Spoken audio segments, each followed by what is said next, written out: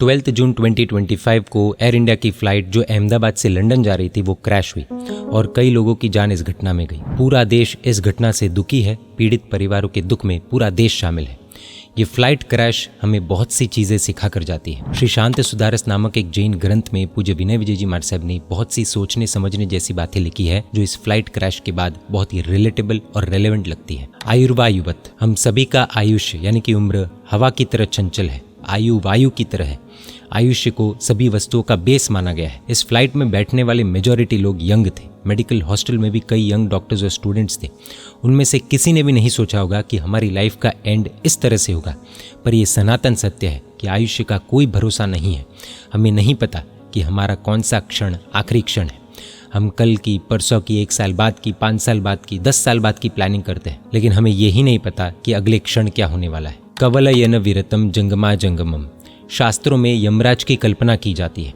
इस क्रैश में 2 चीज़ों का विनाश हुआ है, प्लेन आदि जैसी नॉन लिविंग थिंग्स का, passengers, crew members, doctors, students आदि जैसे लिविंग थिंग्स का। यमराज इस दुनिया के लिविंग और नॉन लिविंग थिंग्स को लगातार अपने मुख में डालते रहते हैं और हम उनके हाथ में ही हैं। हमारा भी कभी भी नंबर लग सकता है और इसलिए हमें मरने से पहले हमारे कुसंस्कारों को मार देना चाहिए। यहाँ पर यमराज यानी कि कुदरत समझना है। रक्षन्ति पुण्यानि पुराकृतानि, ऐसा कहना गलत नहीं होगा कि जिस व्यक्ति ने पूर्व में कुछ अच्छा पुण्य का काम किया होगा उसकी फ्लाइट या तो मिस हो गई या फिर उसने फ्लाइट की टिकट कैंसिल करवा दी। इसलिए एक चीज़ तय है कि मृत्यु के पास होने पर भी अगर प्रबल पुण्य और आयुष्य बलवान हो तो ऐसी घटना से भी व्यक्ति बच जाता है, जैसे कि प्लेन क्रैश के लून सर्वाइवर विश्वास कुमार रमेश के साथ हुआ, जैसे कि भूमि चौहान के साथ हुआ जिनकी फ्लाइट 10 मिनट लेट आने के कारण मिस हुई थी।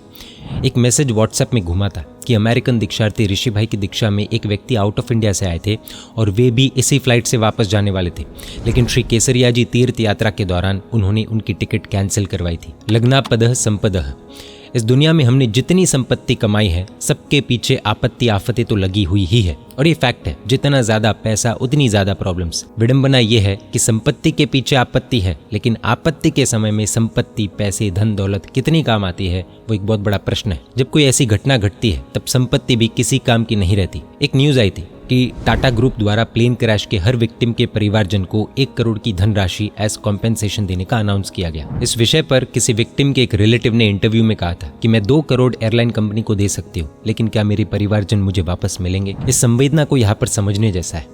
पैसे के साथ परिवार की तुलना नहीं कर सकते। परिवार को कोई भी रिप्लेस नहीं कर सकता, पैसे भी नहीं। पैसे आज है तो कल नहीं है, और पैसे आज नहीं है तो कल कमा भी सकते हैं। हम पैसों के लिए परिवार का सुख भी खो देते हैं और ये भी पैसे कमाने से होने वाली आपत्तियों में से एक आपत्ति ही है। आज लोगों के पास सब कुछ है लेकिन टाइम नहीं है। माँ के पास बच्चों के लिए, पिता के पास परिवार के लिए, और बच्चे बड़े होने के बाद माँ बाप के लिए टाइम नहीं है, टाइम नहीं है, टाइम नहीं है।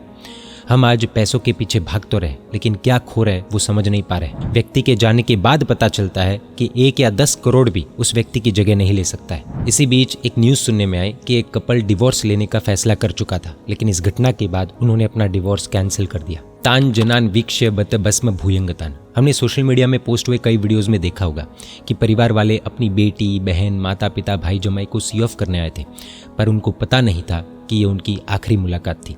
किसी पिता ने बेटी को एयरपोर्ट पर गले लगाया होगा, किसी भाई ने बहन को हंसते हुए कहा होगा पहुंचते ही फोन करना। जिनके साथ वे खेले थे, जिनके साथ में घूमे फिरे थे, जिनके साथ उन्होंने भोजन किया था, जिनके साथ उन्होंने मेमोरीज बनाई थी, वे ही लोग 10 मिनट के फासले में हमेशा के लिए मेमोरेबल बन जाएंगे, ये किसने सोचा होगा? इसलिए ग्रंथकार श्री कहते हैं कि पूरा संसार अनित्य है, टेम्पररी है, फिक्स्ड नहीं है। यहाँ पर कोई भी चीज हमेशा के लिए रहने वाली नहीं है। Nothing is permanent in this world. तो हम किसके पीछे भाग रहे हैं वो हमें सोचने की जरूरत है। पैसा सब कुछ करता है, ये मान्यता तोड़ने की जरूरत है।